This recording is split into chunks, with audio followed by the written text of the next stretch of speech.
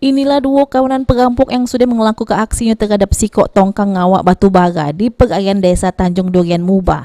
Kedua tersangka inisial AM sama HS ditangkap di tempat tinggalnya masing-masing yang berada di daerah Muba. Juga aksinya kedua tersangka yang naik takbut punya nelayan sudah melakukan penghadangan terhadap tongkang batubara yang lewat. Selanjutnya ngancam ABK tongkang truk meminta sejumlah duit yang nominalnya sebesar 25 juta rupiah terhadap ABK tongkang. Menurut AKBP Rifka Fatoni selaku Kasubdit Gakum Direktorat Pol-Air Polda Sumsel, kedua tersangka punya peran berbeda. Yang satu sebagai penyetop, penyetop kapal-kapal, minggirkan. Yang satu ya membantulah.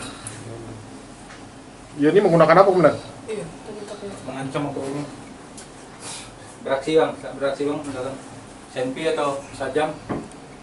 Ini ada sajamnya. Menggunakan kapal juga dia kemudian? Dia pada saat naik tongkang pertama numpang takbut nelayan.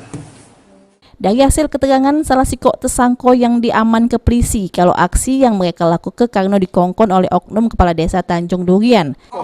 Ya tidak pak.